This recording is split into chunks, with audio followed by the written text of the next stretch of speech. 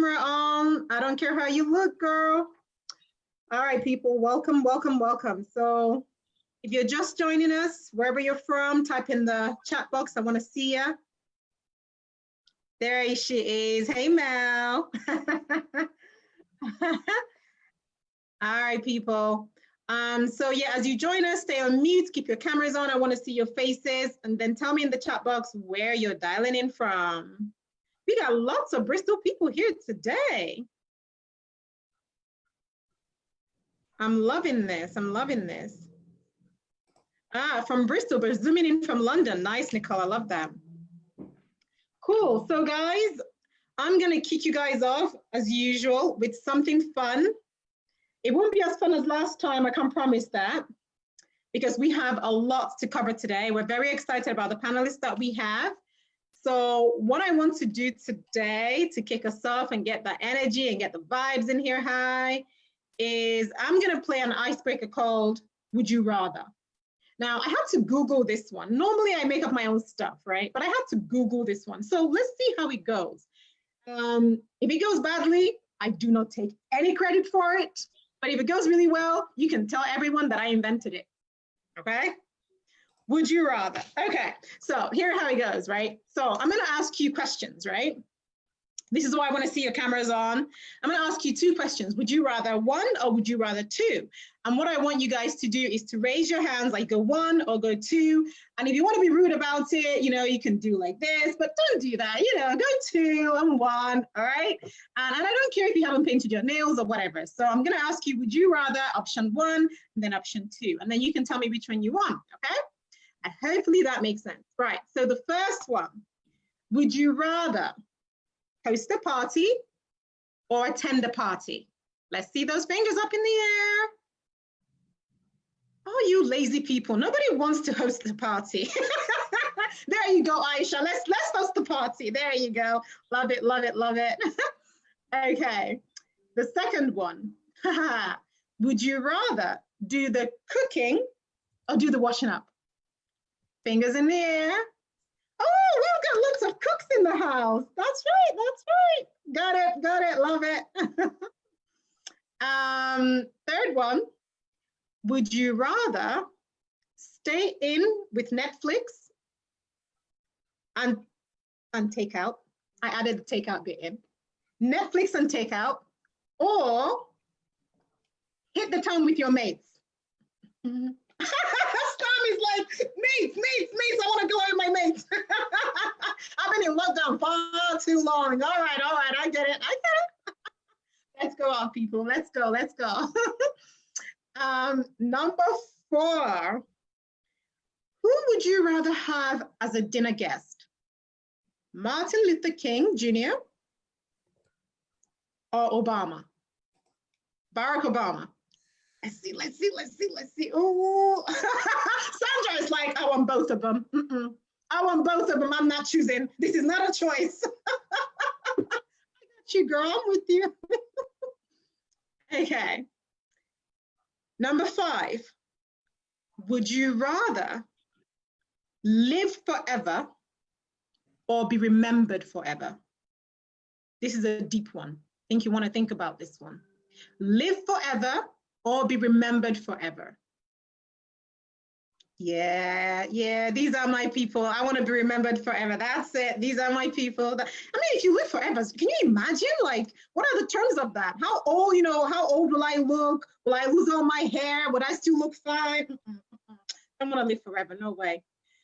Number 6, would you rather travel 100 years back in history or travel 100 years into the future? Let's see those fingers. 100 years into the future, number 2, or number 1, 100 years back into history. No, I was like, no, don't want to go back there. No, let's go to the future. Got ya. I didn't make up these questions, like I said. Number 7, would you rather watch comedy movies or thriller movies? Oh my God, how do you guys do it? People that like thriller movies, like, how do you sleep at night? I just carry on the storyline when I go to bed. It's so scary. I don't like it. Let's move on to the next one.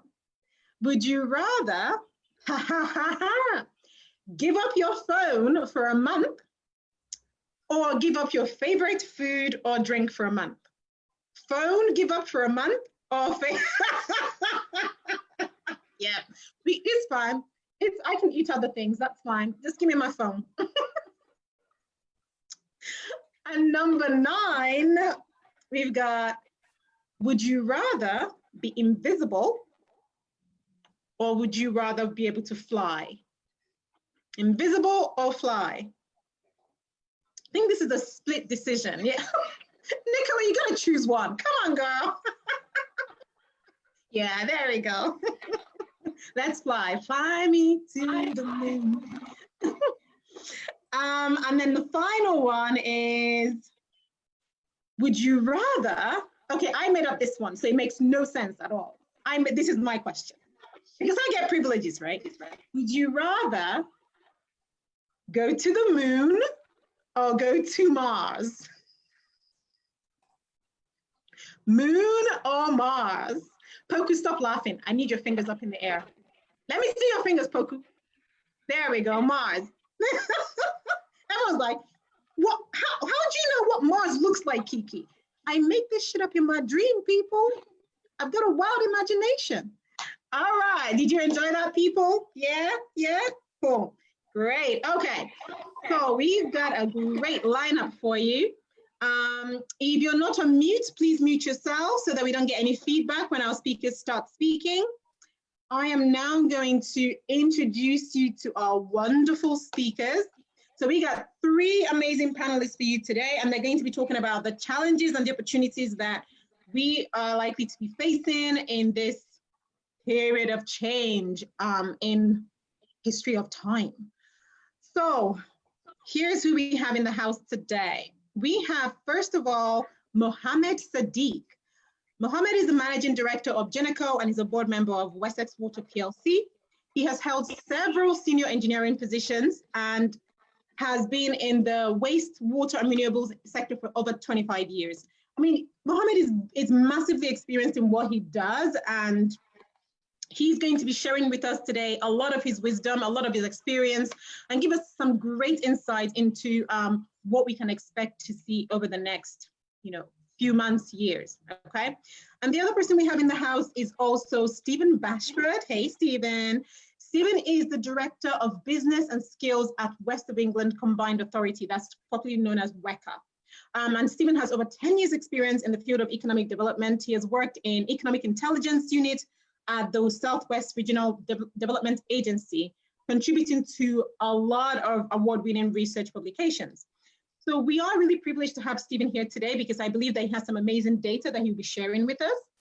And finally, we have Joanna Abiyi. I really wanted to ask her how to pronounce that. So I apologize, Joanna, if I have butchered your last name. Joanna Abiyi, MBE.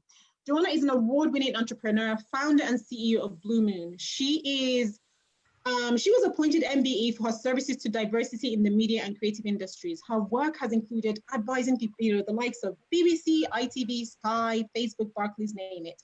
And she has enormous experience about increasing the employment and diverse talent, launching in the minority industry specifically. And she has helped over 3,000 people from diverse backgrounds into work in the creative industry. So that's an amazing accolade for Joanna there.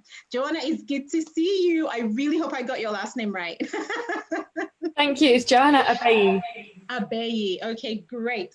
Right, so we are going to be kicking off this evening with our first speaker, Stephen. Okay, so Stephen is going to first talk to us. Stephen, you've got the floor. You need to unmute yourself and take it away. Thank you.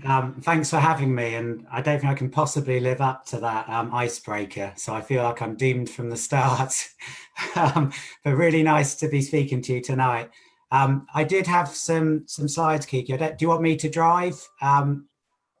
or do you want to? I'm happy. Right. So Frank is going to put up your slides for you in a minute. So everybody stop seeing your lovely face for a few seconds. Probably best. Frank, if you could just give us the slides, please. Excellent, thank you.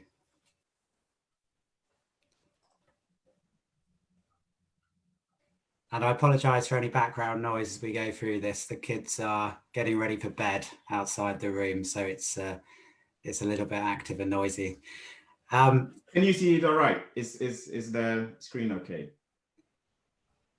Yeah, that's a good question. And also, as we move through the slides, do they change? Because I've tripped over that on a few occasions. Could you move to the next slide, please?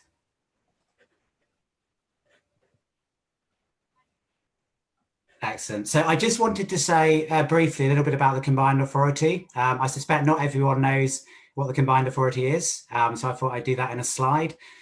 So we cover the 3 unitary authority areas of Bristol, Bath and North East Somerset and South Gloucestershire.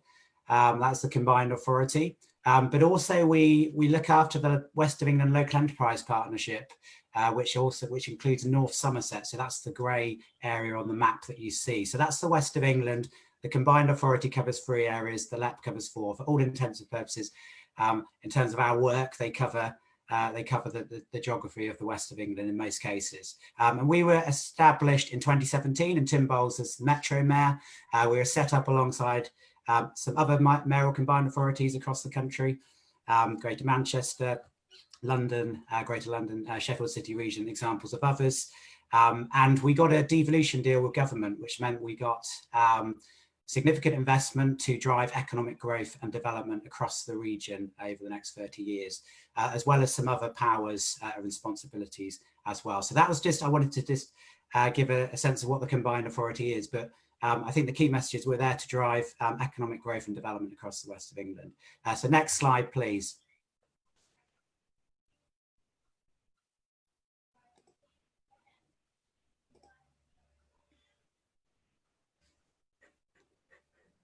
So I'm just waiting for that to kick in. This isn't seamless, I apologise. Frank, next slide, please. Frank, maybe you should give Stephen, the driver, to request access to move the slide. Connection is not that great, so bear with me. I'll give you the control so you can share it yourself. Yeah.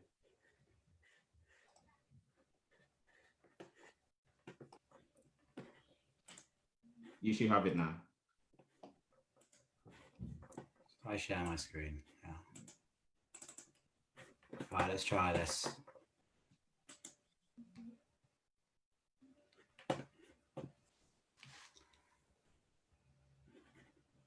Thinking about it, I do apologise. If this doesn't work, I'll go about the slides. I don't want to take up too much time on this. Just bear with me. I'll launch this.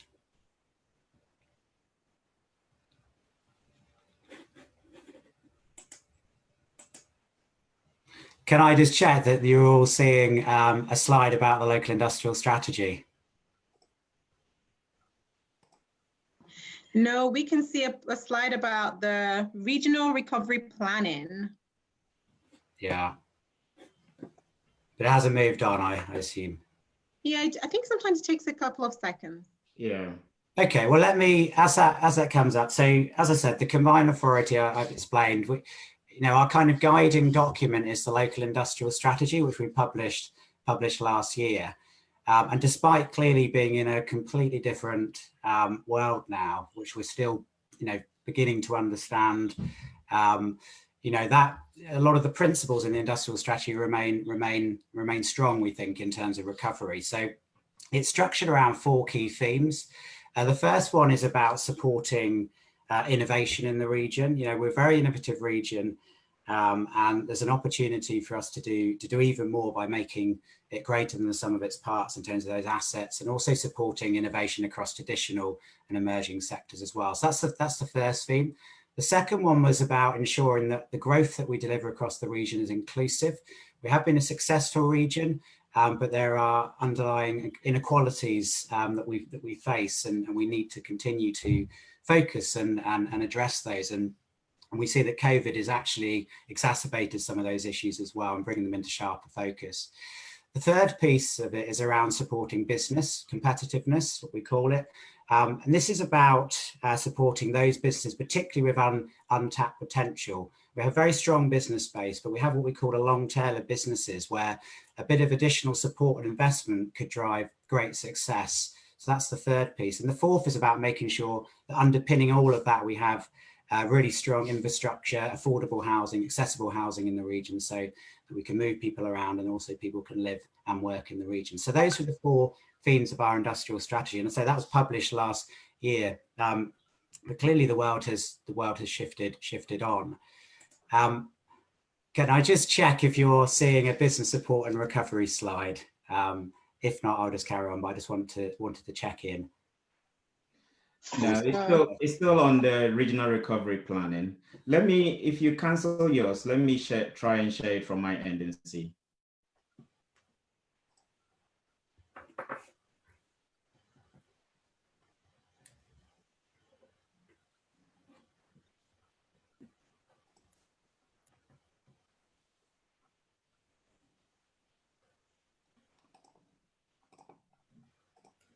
Apologies for the technical difficulties. If I carry on as you're doing, you carry on, and we'll make progress. So one of the things I wanted to share with you this evening was is the support that we've built up over the last 3 or 4 months to support businesses, particularly in responding to and adapting to COVID. So there's significant resource that's available for what we call our regional growth hub, our West of England growth hub. And this is all freely accessible resource for businesses. In the last few weeks, we've introduced 2 really interesting pieces of support. The first one is about supporting businesses to trade online. So this is a free package of support for small businesses to get some expert advice and support around looking to, about becoming more digitally enabled effectively. That's about helping to support their resilience and productivity. The second one I wanted to raise, which we've launched in the last couple of weeks, is about supporting financial resilience. So this is free advice. Again, this is accountancy support. So we've teamed up with the Institute of Chartered Accountants for England and Wales. And this is about supporting small businesses with their financial planning for these very difficult stages, very unpredictable stages. And again, through our growth hub, there's ability for any business, any shape and size, to tap into that and to receive that free support.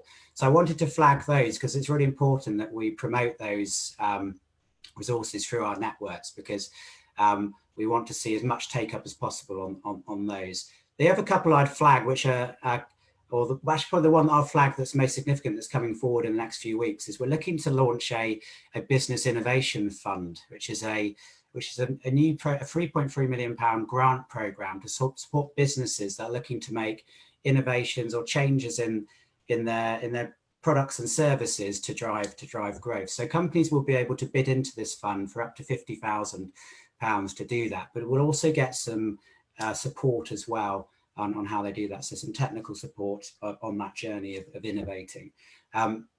So if you can't see that, I just wanted to flag there's an awful lot of support there. What I'll do is we'll share these slides afterwards, but I just encourage you to be able to promote those through your networks, because they should be very valuable at this very difficult time. And likewise, I just wanted to flag some of the support we're providing for individuals that have been affected by COVID. And we've been running a program called Future Bright for a number of years, which has been about supporting people that are in work in a coaching method to help them progress and to realise their potential. We've now reshaped that to support people that are being made a risk of redundancy, or seen their incomes cut, or seen their hours cut, to provide that dedicated coaching support. So again, this is a freely available resource to businesses for our Future Bright programme. And it's for the individual, particularly they're facing issues. So please do promote that as well. And just a plug for a program that we're looking to launch in September, which is a program called Workforce for the Future, which is about supporting small businesses around their future skills planning. That's going to provide a core service for companies to get in contact, but to provide some really extensive support on their planning. And we're looking to launch a second call later in the year to focus on particular areas, particular groups that have been hard hit by COVID as well. So those are just some examples, but please do have a look on our website, get in contact with me if you're interested in any of these programs. They are there to be taken up by both businesses and individuals as well. So if we carry on now, and I'm going to move into talking about the recovery work and speed up a bit because I've taken an awful lot of time. We have established for the West of England region a regional recovery task force. So Mayor Tim Bowles was asked by the Prime Minister, alongside the other metro mayors, to convene our recovery plan for the region and to convene that partnership to drive that recovery. So we're into that process now, and some of the people on this call are participating in that as well. But ultimately, that is to develop a plan to support businesses to be able to adapt, to support people in terms of accessing employment, skills and training, but also to be a really strong voice into government as well, and to raise where we think there is a need for further support to help our region recover effectively. We went into COVID in a strong position, albeit with some challenges. We need to make sure that we're able to pull through this for however long it's going to take in terms of the next phase. So that task has been established. You move on to the next slide, please. Yeah. And the principles that have now been agreed, you can see on the screen. So 5 key principles for how we're going to take forward that recovery and the activity that's going to support it. Getting residents back to work, a green recovery where we think there's a huge opportunity to drive green growth, strengthening inclusion where we've seen those issues that existed prior to COVID have been exacerbated by COVID, rebuilding businesses, helping them to innovate, make changes and be more sustainable in the long run, and then also renewing our places. We know particular places have been hit hard by COVID, town centres, city centres. How do we support them in the recovery? So those are the principles that will drive the focus of the task force. Next slide, please. We're now working through a number of issues and opportunities. So don't worry about the detail. There's a lot here, but this is for you to take away and have a look afterwards as well.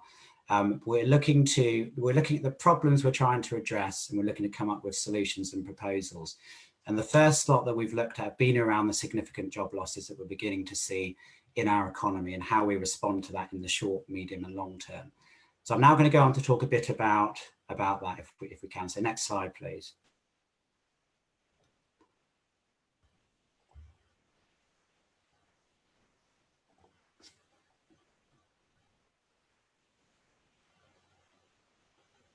Perfect. Hopefully you can see I'm showing some data. So we're beginning to understand the impact of COVID on the region in terms of the unemployment rate. We're starting to see that impact. I think, the expectation is it's going to get worse before it gets better. I think that's clear. And at the moment, we're not seeing a position that takes us above the national picture. However, there are huge vulnerabilities, and we know that the impact of furlough coming to an end is going to affect that employment rate. So we think at the moment it's a kind of artificial position because of the job retention scheme. If we go on to the next slide, just to give you a sense of what that looks like for the region in terms of that job retention. So about 29% of the West of England workforce has been furloughed. So that's about 161,000. Slightly lower than the UK, but still significant, clearly. There is a skewing towards 16 to 21-year-olds in terms of those figures, but also there's a skewing across sectors as well. And you can see on the right of that slide, hopefully, there are particular sectors where the level of furloughing is much more significant. So accommodation and food services, arts, entertainment, recreation and construction have seen very substantial levels of furloughing, which means as that support comes to an end, we're going to need to be able to respond to that impact to ensure that doesn't translate into significantly higher unemployment. If you go on to the next slide, please, a bit more detail on that. Our assessment is also that those industries that have got high levels of furloughing also tend to be those that are lower earning sectors as well. So there's a vulnerability there. And if you go on to the next slide, please.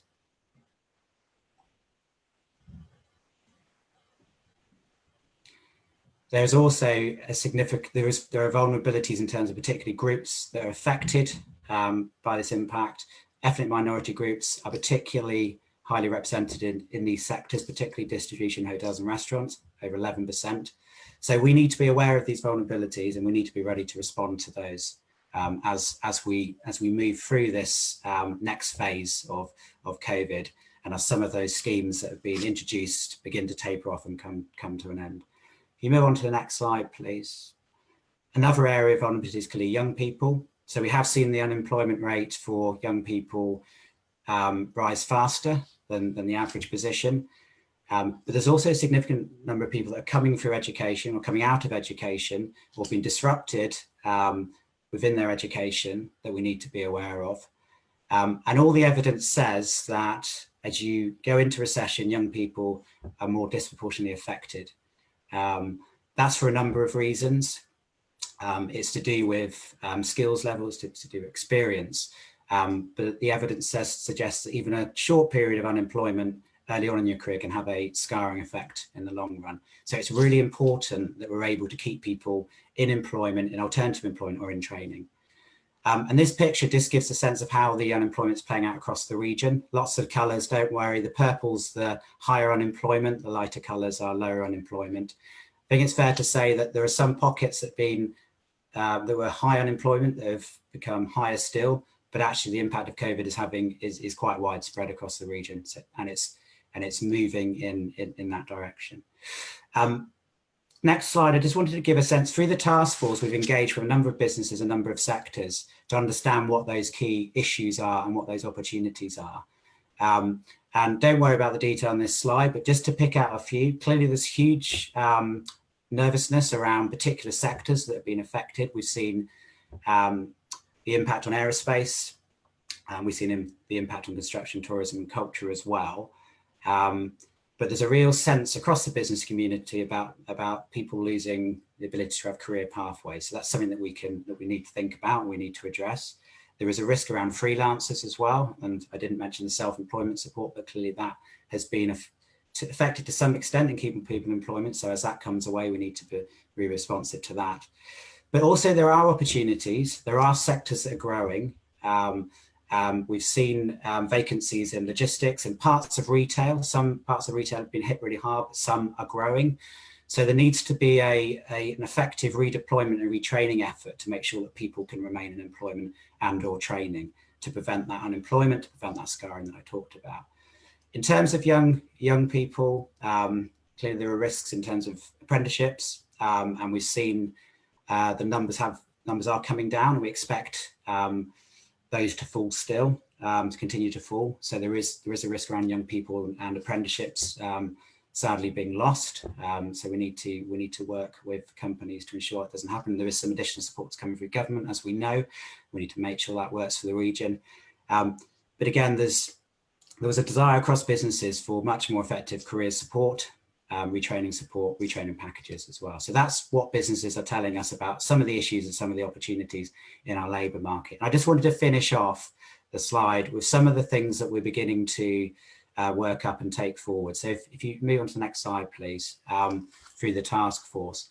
In terms of responding to the significant job losses, something that we've put in place now is what we're calling a rapid response across the region. So where we're seeing significant redundancy announcement, we're able to quickly assemble the various support that's available in the region to those businesses and to those individuals affected. That could be a whole range of things, from supporting training, from supporting CV development, for supporting redeployment into businesses in the same sector. But the key here is that you bring together a range of partners to provide that support, and you package it up so it's effective and accessible to businesses. So that's something we're working through at the moment, and we're actually using on a number of live cases at the moment. We expect the demand for that to increase. If you go back to the last slide, I just wanted to finish on a couple of bits, if I may, and then we'll be quiet. There are opportunities clearly around, we think, around green skills and a green recovery. So we need to understand what those skills are and how we ensure retraining, redeployment into those sectors. We think there's an opportunity around getting the best out of our young people who are going to be affected by by COVID and the economic impact and the recession, but have huge potential around supporting young people into employment, diverse talent, supporting startups, entrepreneurship. So although it's a very bleak picture, I just wanted to finish, there are opportunities. We have a huge support network in our region, have great networks, great support. We are in a good position to recover, although it's going to be very, very tough. So that's all I wanted to say. Thank you, and apologies for the technical difficulties. Stephen, that's so awesome. Thank you so much for sharing that with us, because first of all, I didn't think you were going to have much good news for us, but you ended on such a great note. There's lots of opportunities. And I think that's really exciting. We've had some questions come in for you that we're going to get to later on. But just to keep us moving in with the momentum, I'm going to introduce Joanna to kick us off on the next session. So Joanna, are you there? I'm here. Yay! Right, Joanna, over to you. So thank you very much for having me and for inviting me along to take part today. And that presentation was brilliant. Thank you. You navigated through that brilliantly, despite some of your technical difficulties. So please don't apologise for taking up the time. That was really enjoyable and really useful. So thank you very much, Stephen. In terms of what I do, just as a kind of brief introduction before I go into what I'd probably like to speak on, is I run a diversity and inclusion consultancy business. So we focus essentially on creating inclusive cultures within various organisations. So I know at the top of the introduction there was I was introduced as someone that focuses purely on the sort of creative industries, but since then we've moved on to technology, financial services, the education sector, professional services, agencies. So it's much broader, and essentially we focus on the employee life cycle. So we're looking at how we're attracting talent, how we are recruiting, the cultural environments in which we're bringing talent into, and then how do we promote and develop. My organisation is called Blue Moon. And so that's our core focus as a consultancy practice.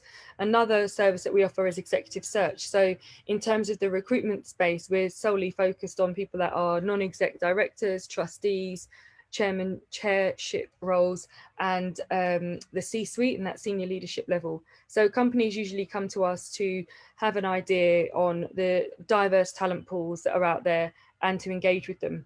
We make sure, of course, that not only are we providing those individuals, but that we're giving those individuals the equity they need to be successful in the organisation that are looking for them. And another thing is quite similar to what Stephen looked at is data. So we use a lot of diversity metrics to actually help organisations to understand how to use benchmarking as a way of understanding what talent is out there, and how likely it is that your business can tap into that talent.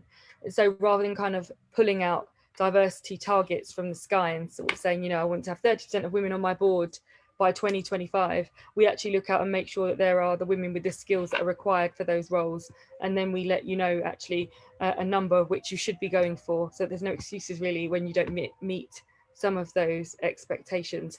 So that's kind of the entire service that we offer at Blue Moon. I won't go into any more sort of introduction for me, but just to give yourself a context of some of the advice that I'm, I guess, going to share. So at this moment in time, I think there's been lots of opportunities for talent, for individuals, but also for businesses. Now, I absolutely can see how in some instances it's been pretty bleak. I'm the co-secretariat for the Creative Diversity All-Party Parliamentary Group, and we have seen that the creative industries have been hit incredibly hard by COVID, the gig economy, and those 0-hour contract workers have had a really tough time. If you can imagine, the arts in particular, theatres and places like that have been closed down for some time, which again has cost people jobs and lots of well-being challenges, as well as development opportunities.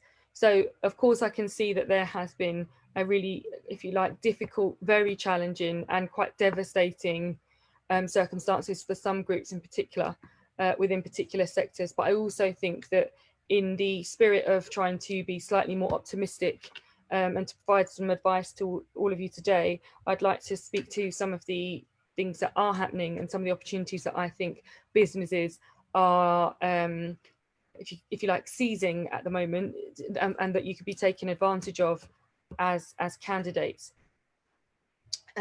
So to give you some context to that, at the moment, as you can imagine, over the last sort of 10 years, we spoke about diversity and inclusion really as representation. It was about who was underrepresented within the labour market. As time's gone on, we've found other words like diversity, which has been, although it talks to difference, has in some cases been used just to describe gender or ethnicity. And so they're really important pieces, if you like, in this, to distinguish the fact that actually diversity is talking to difference and not focused on one particular protected characteristic.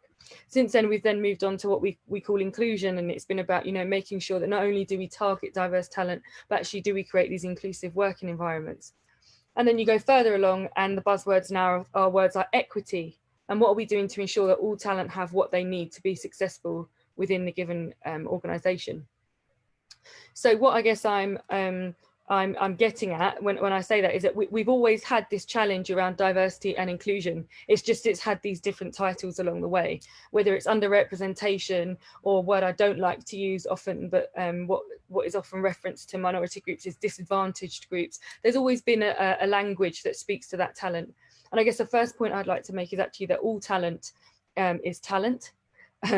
All people are talent, and that's what we should be thinking about, is how do we get access to the most diverse pool of individuals. Yes, of course, there are things that make individuals different, but in terms of presentation and going out there and looking for talent, having that lens is much easier, I think, than it is than looking for, okay, well, here's our diverse talent, and that's who we're going to look out for. We're going to go in all these places for that diverse talent, and then we're going to use our normal recruiters that are going to go out and find us the non-diverse talent. I think we need to change. We need to change that mindset in the first instance.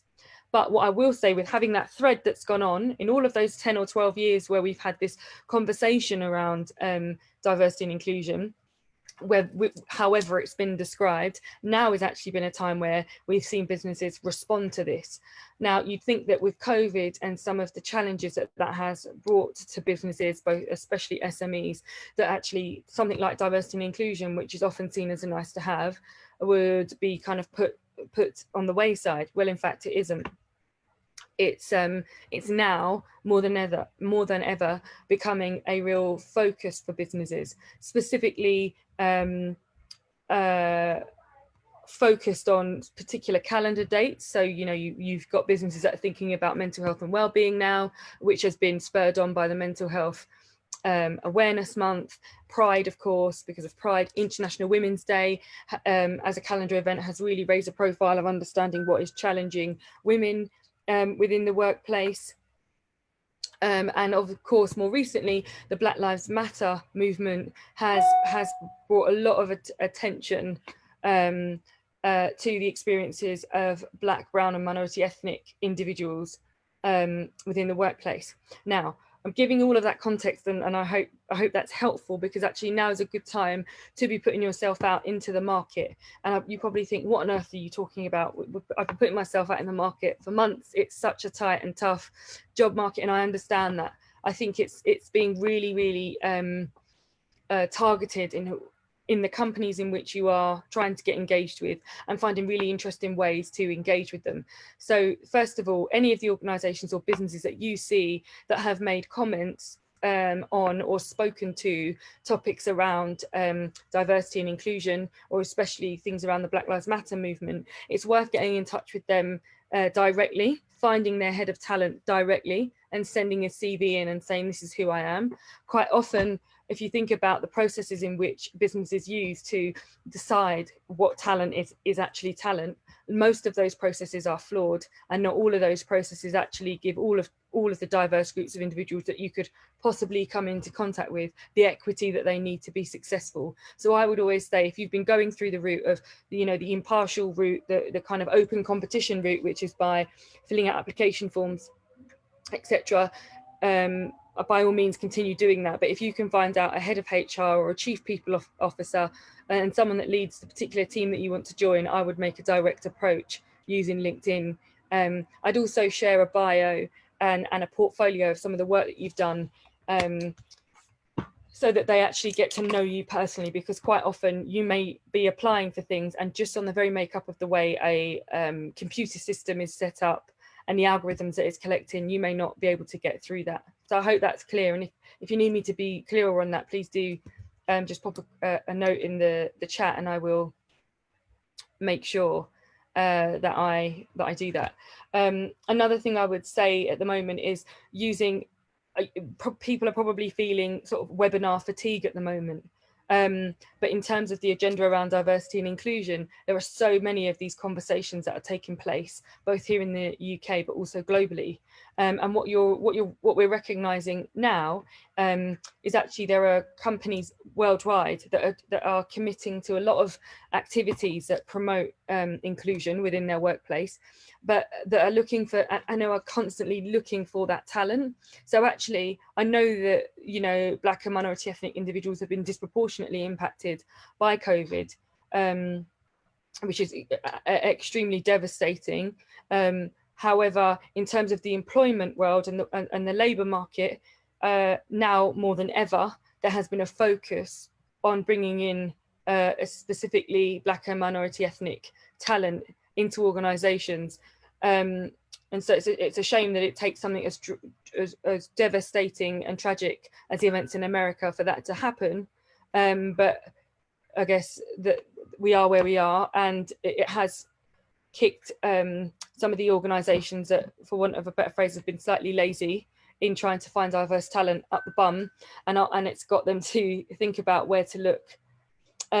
So my advice to you is to use your difference at the moment to your advantage, and that's not to say that it's a tokenistic hiring or that you will be only being selected because you're from a Black or minority ethnic background, or you're from a diverse background, whichever that is that you identify with. It's just saying that actually now more than ever, businesses are making a really targeted effort to make sure that they engage with a broader range of talent. So it's no longer, well, it'd be wishful thinking if I said it's no longer an old boys club, but hopefully that is being dismantled slowly through some of the loud and very important voices that have come out during the Black Lives Matter movement. Another point that I would make is that you can be quite empowered and you can empower yourself. So one thing that's really important to do, I would say, if you're currently looking for your next opportunity or certainly a development opportunity, is if you do get approached by recruiters or search firms who have come to you and headhunted you, be quite bold and confident and understand your value, and do say to organisations, you know, unless I'm going to be within the top 5 on this shortlist or top 3, I'd rather not be put on the list. And I think that just says to the business, look, I won't be part of any tick boxing exercise that you may have, which is, you know, allow a search firm to have 10 people, 4 of which are from a BPN background, you know, 2 might be women, another might be a wheelchair user, for example, but actually the two white males on that list are the ones that already got the job, but they can look as if they've gone out inclusively. So actually be really demanding in a way and say, look, I know my worth, I know my skills and talents. Unless I'm actually going to make it into that top 5 or top 3 of a shortlist, then I'd rather not be in the process. And I think then you start to work out who's being quite genuine about this and who isn't. Sorry, I just wanted to double check how long I have. A couple more minutes. Okay. No problem. And then other things that I think are really important to do is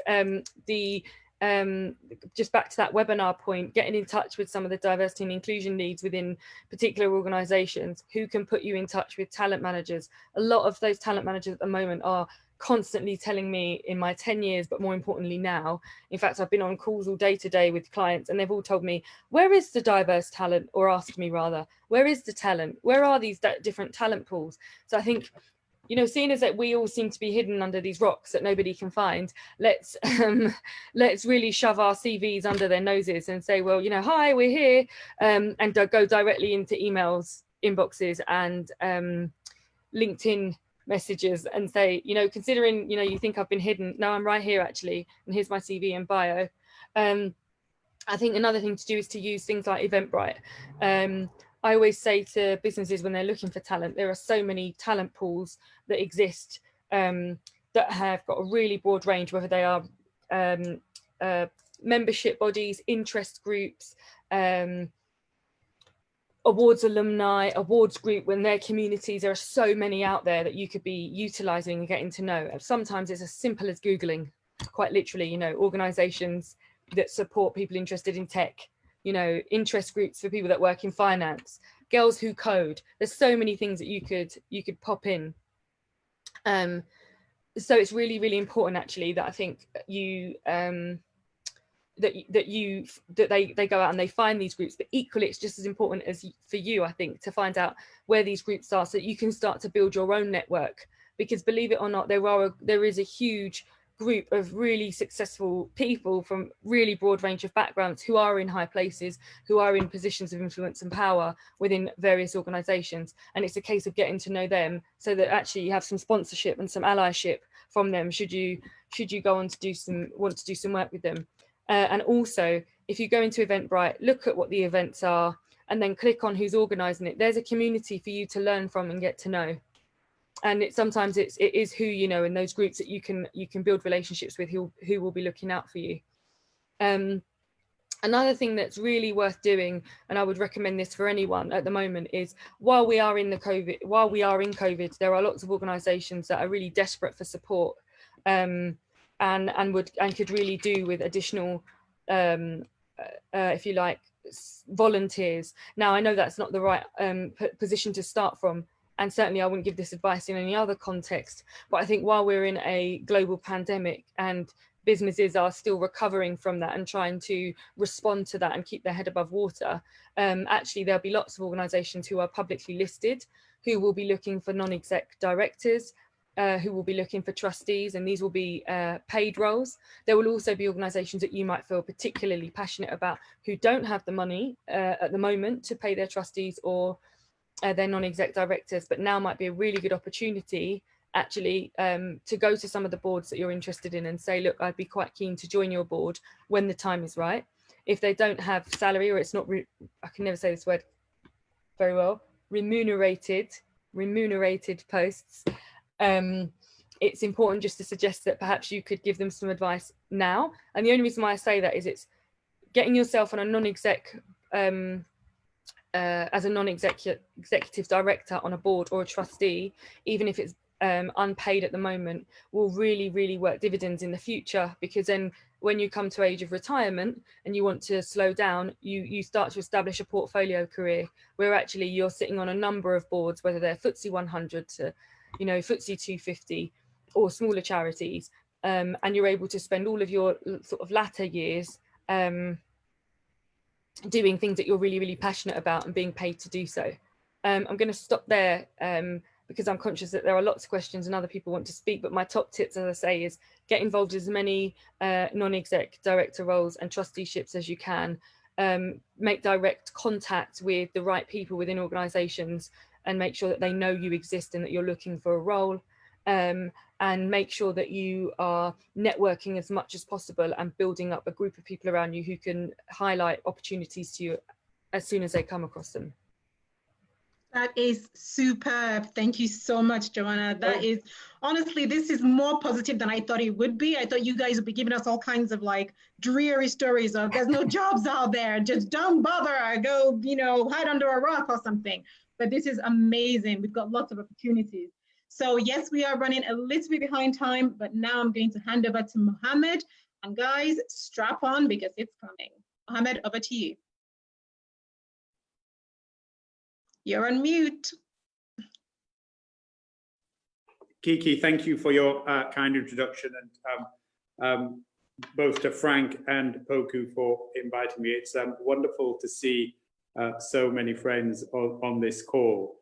I'm afraid, Kiki, I'm going to perhaps start with some facts that might be a little unpalatable, but I think it's important to just remind ourselves of some of the challenges that we face as a community, and then perhaps to try and fuse together some of the energy that Joanna and the positivity that came out from Joanna, along with Stephen's kind of pragmatic Wecker approach to dealing with some of the inevitable challenges that we as a collective community are going to face. Back in January 2017, the Runnymede Trust produced a report that was focused on some of the inequalities that our community faces, particularly within the Bristol area. And it really was quite a difficult read in that it described the Black African young people being persistently disadvantaged within education compared to their white counterparts. There was an immense disparity, inequality between the kind of educational attainment that was being delivered, the lack of diversity in our teaching staff, and leadership being relatively poor, particularly with engagement with parents. And then if that wasn't bad enough, Bristol was ranked 55th in terms of employment inequality. People from Black, African and Caribbean communities persistently had high levels of unemployment, and ethnic minority groups also suffered from employment inequality. And as a district, Bristol ranked 7 out of 348 within England and Wales. And for those of you that might think that being 7th out of 348 is a good thing, this is with respect to multiple inequality. 7th is really bad. And so that's kind of the place where starting from, that wasn't that long ago. And then on top of that, we have the challenges of COVID. And that just has exacerbated some of the inequalities that was touched upon by Joanna and Stephen. And that is that our communities are 10 to 50% have a higher risk of death compared to the white British counterparts. The mortality rates are 4 times higher than expected amongst Black males, and 3 times more for the Asian males. So you start off in a position which is quite challenging to begin with. You then have that layered on top of the inequalities coming out of the COVID pandemic.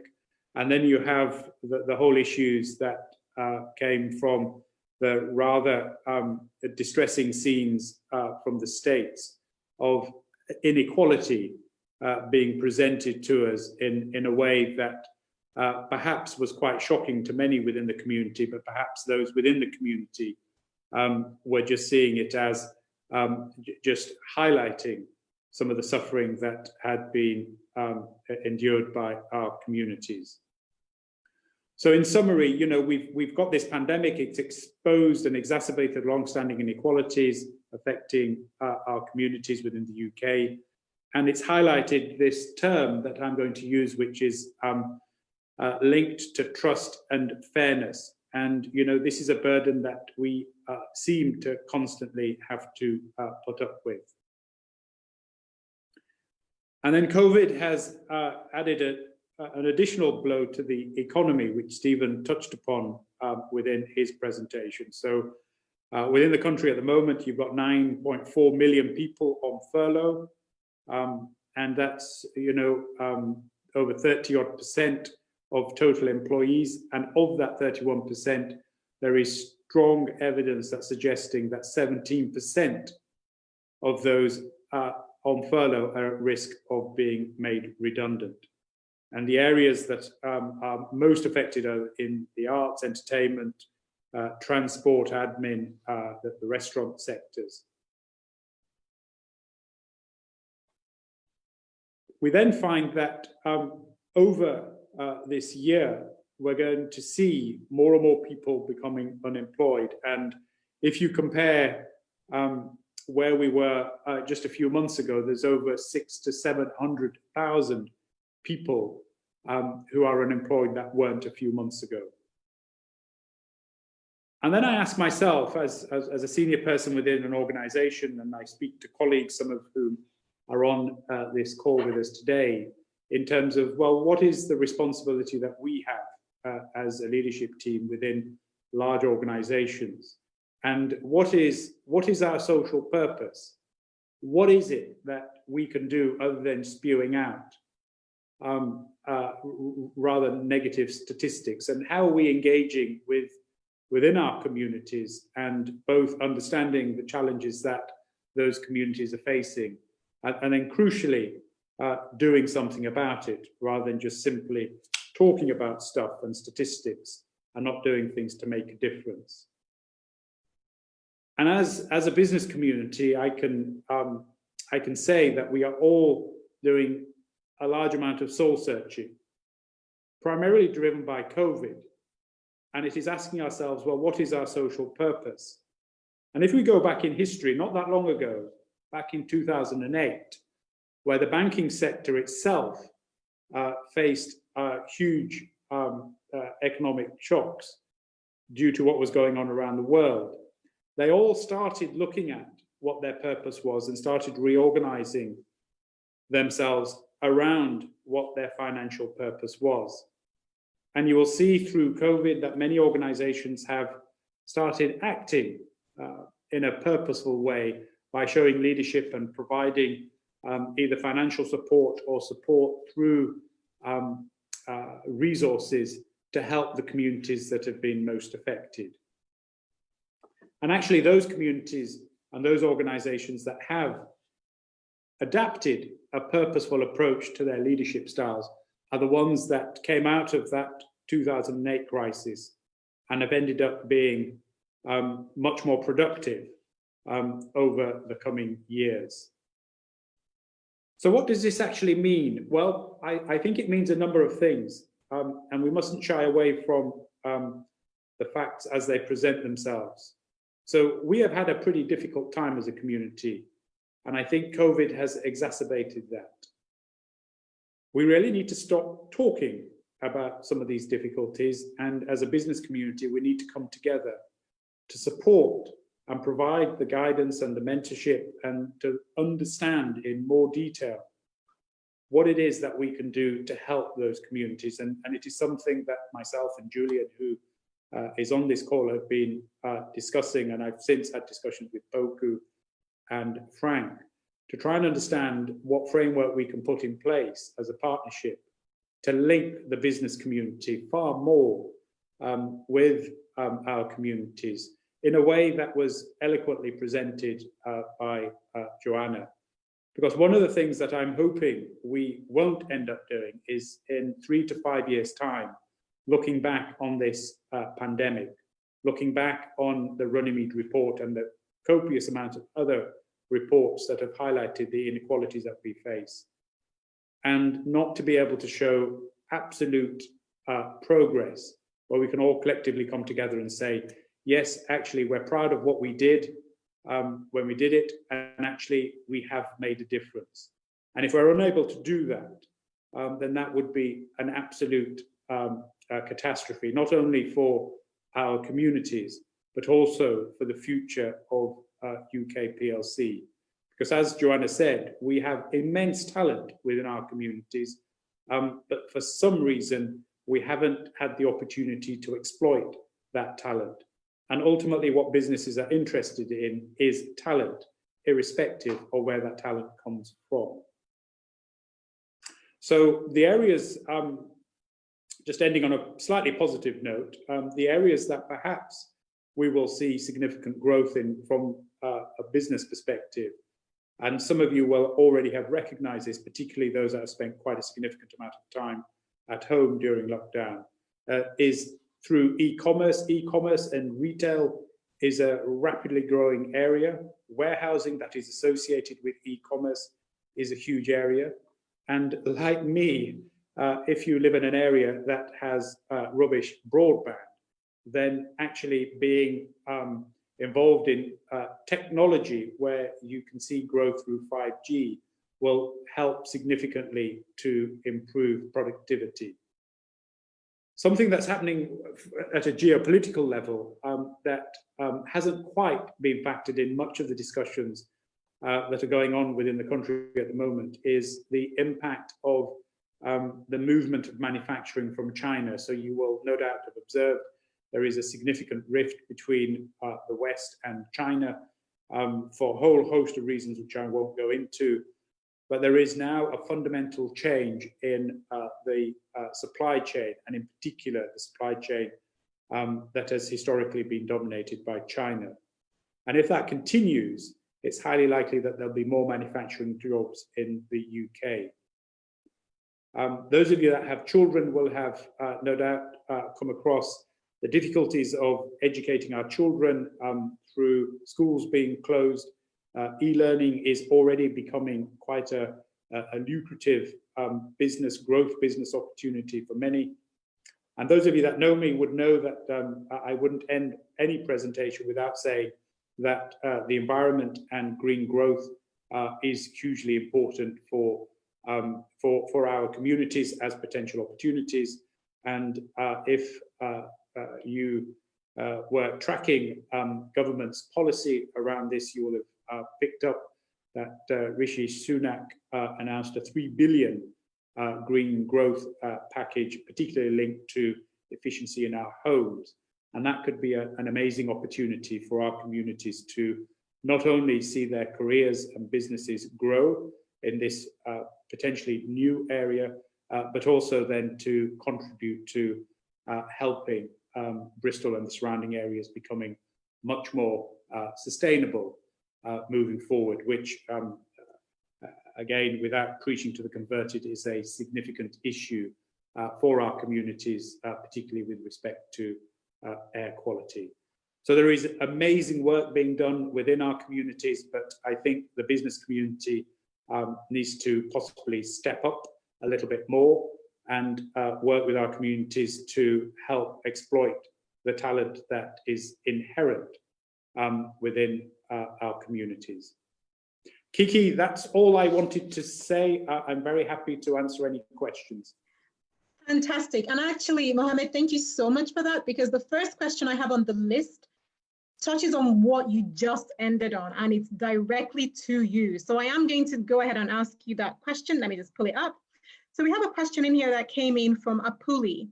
Apuli is asking, in terms of the green economy of Bristol and the west of England, in which industries do you see the biggest job growth occurring over the next 5 years?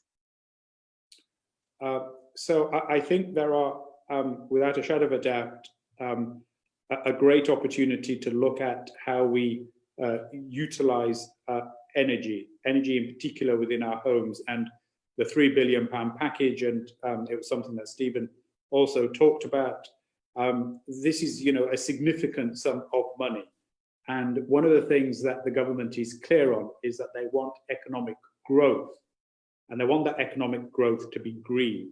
And the £3 billion is, I believe, the first step towards that. So energy efficiency, construction in a sustainable way, making sure that we deal with our waste in a sustainable way is a growth sector, and also looking at ways of reducing our emissions to air, to improve air quality through the growth that we're seeing in electric cars, charging infrastructure, and infrastructure generally through helping us to achieve that.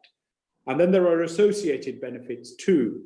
The associated benefits from something that was just announced today by the Prime Minister around, trying to get the nation to improve its health. And all of a sudden, they're encouraging folk to take up exercise, take up cycling, and they will be, as I believe, from the end of tonight, offering vouchers to help people take out their the bicycles from their sheds that might have significant cobwebs on, and go and get them serviced and make oneself more active. And one of the reasons that's been suggested as to why our community has been disproportionately impacted by COVID, which is still to be proven, but there's growing evidence to suggest that perhaps that there are benefits in how we look after our health, and the links with that to being much more resistant to the COVID pandemic. That is fantastic. Stephen, would you like to stack on that? Remember, you're on mute. Yeah, I think I'm off mute now, hopefully. Absolutely, just to support what Mo was saying about the green growth opportunity, it is extensive. I think I forget the source, but there was a report that said 700,000 new jobs by 2030 in the green economy. It's a huge range across many skills levels. There's the retrofit market, there's the low carbon technology market, clean growth market, smart housing, but also the opportunities where traditional sectors are going green as well. So we're seeing in manufacturing and advanced engineering, green technologies, digital engineering moving into those sectors, which are creating opportunities. So it is it's an area where we need to think very hard about how we support growth and how we support people to retrain into those sectors, because there's going to be a big opportunity. The 3 billion from government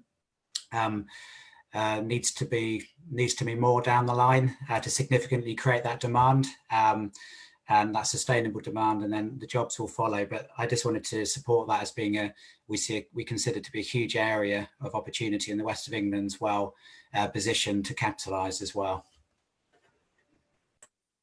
Brilliant. Thank you for that. Joanna, did you want to stack anything on that? You don't have to, just opening it up to you. Perfect. Okay. So the next question I've got on the list is actually a little bit more personal one, I think, to most of us that are parents. I'm not, but most people that are parents. So someone is asking, through the conversations that you are having with companies, what can the workplaces do to better support parents during this time? Because most people are still working from home, are still confined to working from home. And, you know, we've just seen Mo talk about poor internet quality, and, you know, what can, from the conversations that you're having, what can workplaces do? And actually, what are you telling workplaces to do to help support people who are working from home? And I'm opening it up to the panel directly. Joanna, do you want to go off first? Yes, please. So this is an interesting one, because during this period since March, really, and a bit before, when I anticipated that there would be this new approach to working, so working from home, which really should have been, I know some businesses got on board with flexible working a lot earlier than others, but I'm so pleased that this has proven how effective and hardworking everyone can be, while not having to be sat directly in the office. But some of the advice we've been giving to companies is to provide sort of support groups. So that sounds that's probably not the best use of words that I could have used there, and it's not what we've actually been calling it formally. But one of the things we've encouraged is where you have a team, perhaps where there's not where there are no parents within that team, and then you have a team that do have a lot of parents. We've been offering and suggesting that they offer to spend 20 minutes or 30 minutes reading a book over Zoom to their colleagues' children, or doing an activity with them over Zoom. And we introduced it to a broadcaster, and it did wonders, because what it allowed was, sometimes it just allowed that parent who's working and managing homeschooling to sometimes just take those 30 minutes, even if it's to have a cup of tea or to stand outside and just get some air before having to go back in. And they found that really, really useful. Things like in the evening, paying for subscriptions to particular podcasts but sending out book vouchers, so that most parents I know, certainly my friends, have sort of said the last thing I want to do when I get into bed during this period is read a book. I just want to get to sleep as soon as possible because I'm so exhausted. But there are some actually that want something before going to sleep that isn't about work, isn't about parenting, and it's just a moment for them. And so I thought suggestions to offer these kind of these book vouchers and things like that, so it's not an additional expense, has really helped some parents from a mental well-being perspective.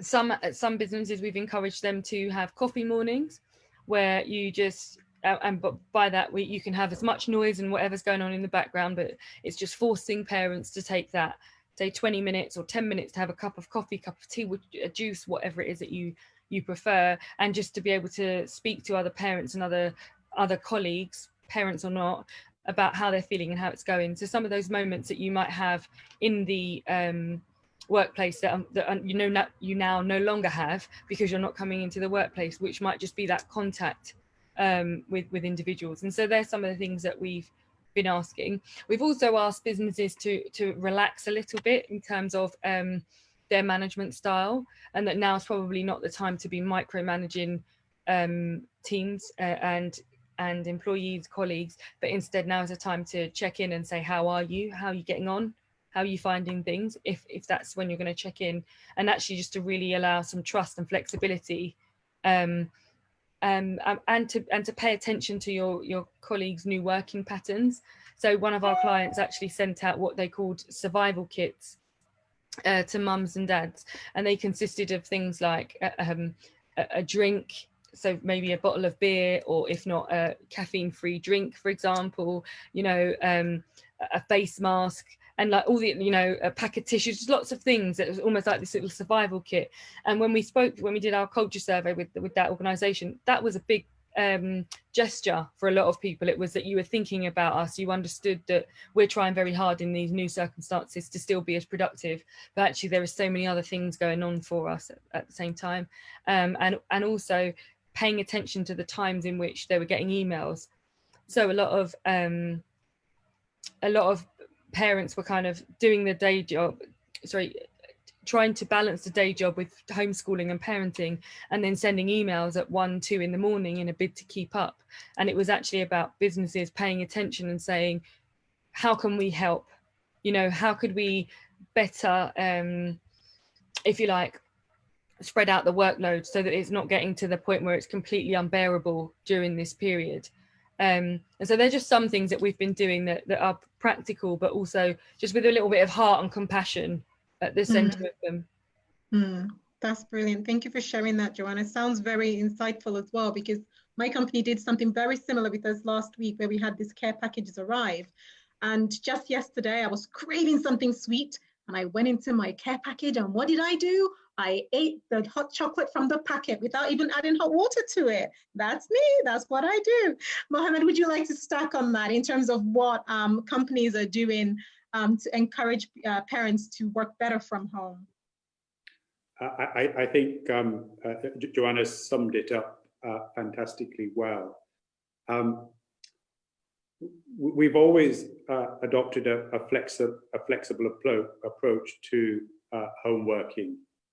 What the COVID pandemic has done is shifted the concept of home working from something that was seen perhaps historically as a bit of a nice to have, a bit of a taboo. Really, people don't work productively from home. Over the last 4 months, we've had certainly the majority of our office staff who were tooled up to work from home, and our productivity levels have gone through the roof. And from a business perspective, that's kind of important, and that's despite all the restrictions. Within that, we've just not been able to micromanage. Even if one tried, you can't do it when people are working from home. And what one needs to do is to trust one's staff. What one needs to do is to empower one's staff to say, look, you're all able to undertake your work, and we're trusting you to do it as you feel fit. And within that, where we have individuals who are socially distancing, or they have children who are unfortunately no longer able to go to schools because schools are closed. Well, it's just saying, look, you do what you think is right, but your priority is to look after your children and not to get stressed, and to look after your well-being. Do the work that you can do, and if you can't do it, then let us know, and we will deal with that. But don't, whatever happens, let your well-being be affected by what's going on. So I think it's introduced a degree of maturity and It's reminded us of that we are all different. We all have different needs. Some people who are working from home actually didn't like working from home because they're living alone. They have nobody else to talk to. They enjoy having the social interactions from the workplace, but others didn't have a choice at all. And I think having a leadership style that is flexible and that is able to deal with those different needs of staff and showing some empathy goes a long way, because I guess my philosophical approach is that those individuals will be exactly the individuals that when the company needs their support, when all this is over, they will give 110% because they want to, because they're proud of working for an organization that looked after their needs when they were having difficulties. So I think Joanna's absolutely right. It's just treat your staff well, and they'll look after the business needs because they absolutely have the skills to do that. That's fantastic. And I think the only thing I would probably want to stack on that is, if you work for an organization that isn't probably paying attention the way, with the empathy and the concern that, Joanna and Mo have just explained, is I don't think there's anything wrong in you raising your hand to say, hey, I think I need a little bit more care coming from the people that I work for. Just do that and see how they respond, okay? So I'm just going to move on to the next question, which is for Steve. Stephen, we have a question for you. So Steve Nelson is asking, what do you see as the connection between economic growth and health? And what is the role of the combined authority in considering the connectedness of the two, especially tied to inclusive growth? Now that's a mouthful, but I believe Stephen knows what we're talking about. Over to you, Stephen. Thank you. And Steve, I was trying to answer that in the side chat, and I got a paragraph in and I thought, no, this isn't going to happen. I'll wait and speak at the end. It's a very good question. But it's a multi-layered response, I'm afraid. But absolutely, there's a huge link between the two. And we know across the city region that there are health inequalities, and they tend to coincide with other socioeconomic issues as well. So there are many things that can be done to address that. On a kind of micro level, there's the conversation we've just been having around working in this new virtual world. How we support the well-being of the workforce is incredibly important. We have been hearing issues around mental health in the workplace, particularly as this period has gone on and on. It can have a real impact. People are more productive, but there are issues of isolation. So there are things we can do there, and there's some good work in Bristol around that. We're looking to see how we can scale that up across the region as well in terms of supporting the workforce and well-being in the workforce. But it's a bigger thing. I mean, supporting people into employment and training is a good route out of these issues. So we need to be making sure we're targeted in that approach, so that we are picking up on areas where there is a cluster of challenges. But also, I think on the other side is the opportunity around growth in the health sector as well, that we shouldn't forget. So there's a mixture of kind of challenges and opportunities in that. And I guess the other bit is around place as well, and the regeneration of place, because you need to build resilient places to address some of these challenges as well. So how we think about that going forward in a post-COVID world, we're thinking about our high streets, about city centres, about communities. How we renew those places can be incredibly important. That's one of the key principles of the task force that's been set up. So a very long-winded answer to that, and I probably didn't do it justice, but there's multi-layered, but the link is very, very strong, and huge evidence to back up how positive health outcomes can drive positive economic development outcomes as well. Fantastic, Stephen. Mo, Joanna, anybody want to stack on that before I move on to the next question? That was a very Stephen-pointed question. That's fine. Do you want to stack on that, Joanna? No, okay, perfect. Okay, so the next question we have, Mo, you've already touched on this, but I think it's still important that I ask the question because it's imposed by someone before the event, and I don't know if that person is here, Kwame Ofori. So Kwame is saying that this report that was released just yesterday, called the Color of Power Report by Green Park, it showed that there were no Black people in CEO FTSE 100 companies. Now, his main question is this: what can Black professionals and Black people generally do to ensure a higher representation in leadership roles, both in public and private institutions within the UK? Now, I think this question is more about what can we do, because we know that gap is there. And Mohammed, you've talked about certain things that maybe you guys are considering on the side, but maybe expand on that a bit more. What can Black professionals do? So I think, and this is going to sound rather trite, but again, it was touched on a little earlier. We have to believe in ourselves. We have to believe we can actually achieve what we want to, and recognizing within that there will be barriers. We will face racism, and not to allow that to become a barrier for what you want to do. And with reference to the report, that the Green Park report that you're referring to, that there were individuals that were on the list where they were in senior positions. The number was very small, but if you looked at what those individuals were saying about what helped them to break down those barriers, it kind of went into a number of kind of categories. The first was the aspect of being self-motivated and to be positive about what you wanted to achieve.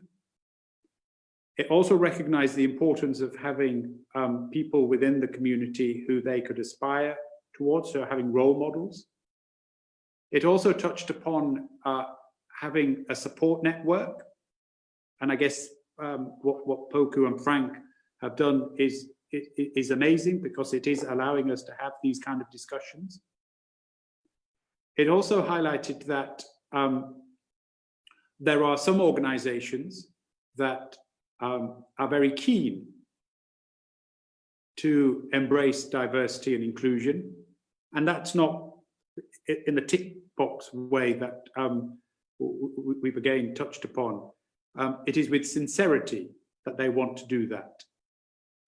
And they want to do it because they know, and there's plenty of research that demonstrates this, that having diverse boards, having people who have diversity of thought on those boards and within those executive groups helps to make better decisions. And by helping to make better decisions, the organization then performs significantly better. And businesses are beginning to wake up to that. And so somehow we need to make sure that the talent within our communities are aware that there are networks like this that would be absolutely there to help and support them as they navigate through, you know, leaving school to go to university, leaving school to go and pursue their careers in whatever way they want to. But sometimes they might not have the networks to help them to have those discussions. And I think we all collectively within this grouping have a responsibility to ensure that where we do see talent within our communities, that we are there to help to support them. So in some respects, the responsibility is as much on us to help those communities too. And I would also just finally add that, you know, I was brought up in inner city Leeds in a place called Chapeltown. And that was a highly, highly diverse area. And in my middle school, there were 2 white children in my class. And the rest were from an ethnically diverse mix of individuals. And I can remember vividly that at that point in time, my view of the UK population was that it was just full of Black people and Asian people, because that's what I was exposed to in my school. And it was only when I went to the high school that I realized that actually wasn't the case. And my parents didn't know. They were immigrants from Pakistan. They didn't understand the schooling system. They didn't understand what universities were about and what good schools were about and what options you had. You had to kind of figure it out for yourself. And somehow the people that I met, which were from very diverse backgrounds, both white and from ethnic groupings, there were enough good people to help me on my journey. And it's making sure that we are those good people that will help the youngsters that are likely to be facing not only the disadvantage because of the colour of their skin, but also now the disadvantage relating to COVID and general unemployment. That's fantastic. Thank you for that. Joanna, did you want to stack on that? I do have a specific question similar to that for you, if you want to stack on that, or do you want me to ask? Let me ask that question and then you can tie the two together, okay? Because we are coming up to time, guys, but I want us to overrun a little bit. This is not something that we like to do because last time we finished early, but we do have some very important things to talk about. So if you can stay, stay, but if you have to leave, then we appreciate your time. Joanna, I'm going to ask you this question, and then you can stack on what Mohammed has just said. So someone here is asking that there are some organizations out there who have inclusion communities within the organization, but just on paper. Now, is there any advice on how to check the effectiveness of those inclusion and diversity groups within these communities and institutions? So you can tie your answer to that, to what Mohammed has just said on what we can do as Black professionals. Yeah, so I agree with all that Mohammed said, and all I would say though that I always toy with myself actually is sometimes, and I'm going to use this phrase because it came from a great author who wrote, Sam Friedman, who wrote a book, and a sociologist at LSE who wrote a book, The Class Ceiling. And he said quite often in instances like this one, the onus is always placed on the oppressed. And I don't want to say that we're the oppressed, because that's not language I'd like us to, to take on. But the sentiment is what I'm getting at.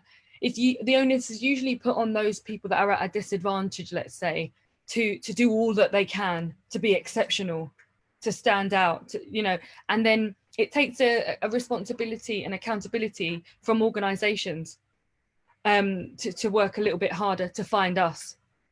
And so what I will say is, yes, it's really important to be visible, to be, if you like, I always say ready. So it's one thing to say that you're passionate about something, but make everybody aware of what it is that you're good at and what your skills are on all the platforms that you have available.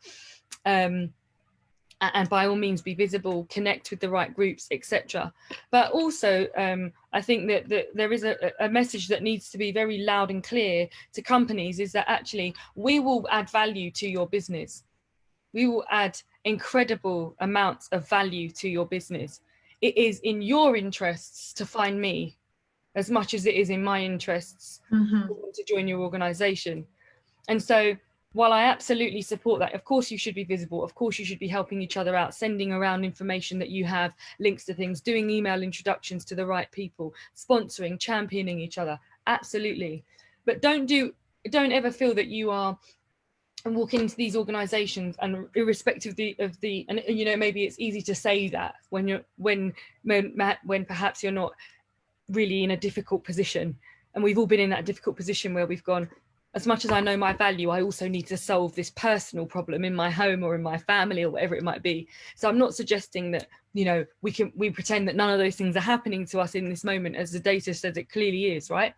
But it's just also remember your value, and actually that they will benefit from you. And the more visible we are, great, that they'll find you. But the onus is also on organizations to stop being so lazy, actually, and look broader for their talent. And it really is laziness. I found talent from my bedroom without any money or resource when I was 18 years old. So I promise you it's only laziness while they haven't found the incredible, people on this panel and in all these alumni lists, etc. What I also would say in regards to that report is absolutely right. There is not, there is a low proportion of ethnic minorities that sit on FTSE 100 boards, but also what I will say is that Green Park, the Black British Business Awards, Ruby McGregor Smith Report, the Sir John Parker Review, the Greater London Authority, the Mayor's Office, the City of London, they all have numbers and numbers and numbers of lists of talent. There's the Empower list, it's printed all the time. So there is also something in saying to you know, if you ever see a post, we're looking for diverse talent, we can't find, we're looking to increase our representation of BAME talent. I mean, I'd be so bold as to just pop some of the links to these lists on these posts and say, well, you can't have been looking very hard, because this is a Google search. And, you know, champion each other in that way is really important. In terms of the second part, which is around employee resource groups, what I would say is that the employee resource groups and those kind of inclusion networks that work within organizations, I think that they can be extremely powerful if used in the right way. So I always encourage any of my clients to make sure that their exec sponsors or the individuals that sit at the C-suite are actually present in these meetings, because you can learn a lot about the experiences of the individuals in your workplace. Most CEOs who have got a diversity inclusion lead might realize that there's work to do, but will think they're a lot further ahead than they actually are because they've hired a diversity and inclusion lead. And actually, if you sit in some of these network groups and listen to their experiences, you'll find there's still a very, very long way to go. And so actually, those network groups can be used as almost self-selecting mini focus groups for you to understand what equity or talent within your organization need, whether that is your LGBT network or your religion and faith network. They will all be talking to the inequities that they face as much as the development opportunities that they see exist. So that's one way to certainly to use them. And also it can be used as an engagement tool. If you pay attention to the sorts of things that your employee networks respond to, that actually might tell you something about the patterns and trends within your workforce. Perfect. Joanna, thank you so much for that. So we only overran by 4 minutes. That's a record. Okay, guys, it's been so good having you guys here. It's been so great sharing your time with us. And for our panelists, Mo, Stephen, Joanna, we are so grateful. I've had lots and lots of comments coming in saying, thank you, thank you, thank you, guys. I don't know why they're emailing, why they're messaging me directly. They should be telling that to you guys. You have given us fantastic content, insights, and actually, I think, hope for the opportunities that we have coming up for us. One thing that I do want to end on before I wrap up is, it seems that there's a theme coming from the three of you saying, from all the challenges that we're facing, there are opportunities. Can we focus on that? That's what you're saying. Focus on the opportunities, they are there. And you're saying, know your value as a Black professional, know your value and go after it. So guys, in terms of what we're doing here at the BPN, the Black Professional Network, we're here to support you. We're here to be that backbone for you. We're here to have that community spirit to support each other. So lean on us and lean on each other, because that's what we're here to do. Don't forget that we're here, okay? And that we're gonna be here supporting each other. And I know we have lots of things coming up. We're going to have things like mentoring groups within the Black Professional Network. There is a lot of things that we plan for, the next few months and in 2021. Frank, I don't know if we have time to cover that now. Do we have time to cover that? Or should we wrap it up and then send out an email and let everybody know what's going to be coming up in the next few months? I think some are ready. Say that again? Yeah. I didn't catch that. Sorry, I think Sam is ready. So okay. So do we have Sam? Sam, are you here to be able to just give us a brief run through of what we can expect over the next few months from the BPN, just before we wrap up?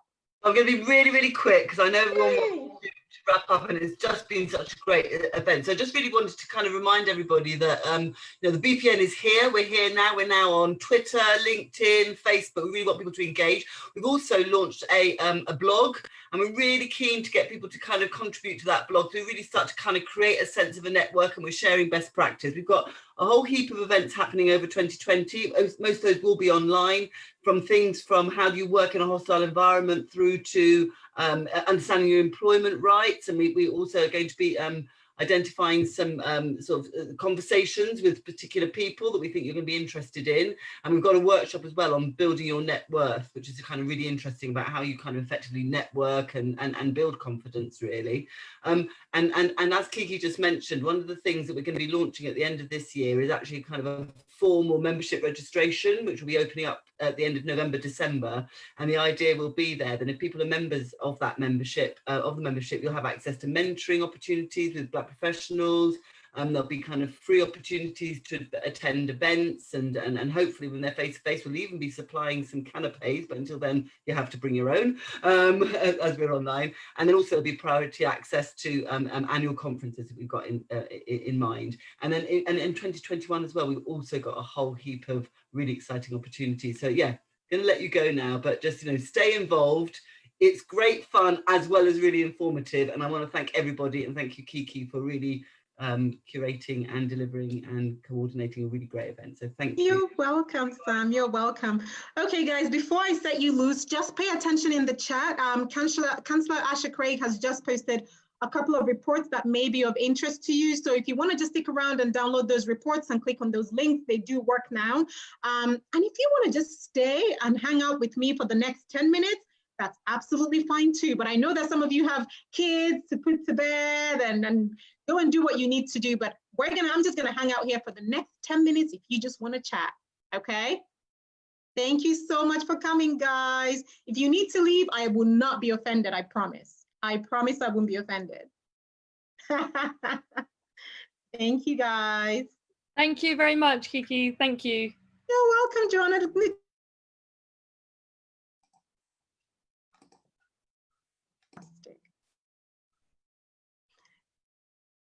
Okay, Frank.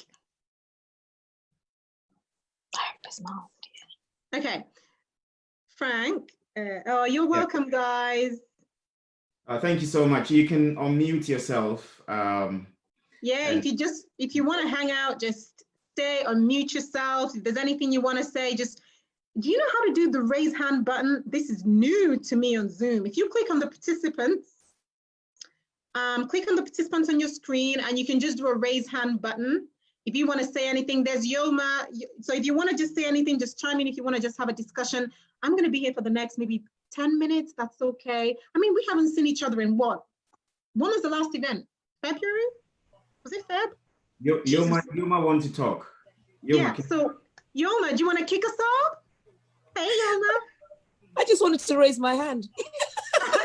Me too. Yoma, that's absolutely fine too.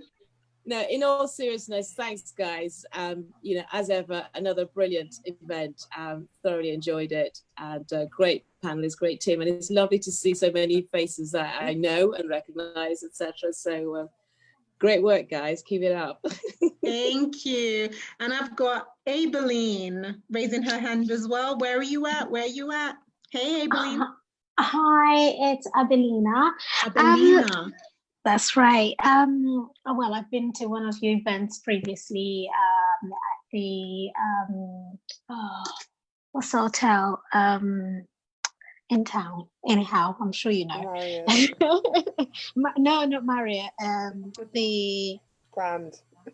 Yeah, that was the last event. Yes, the last event we had. Yeah, it was the other.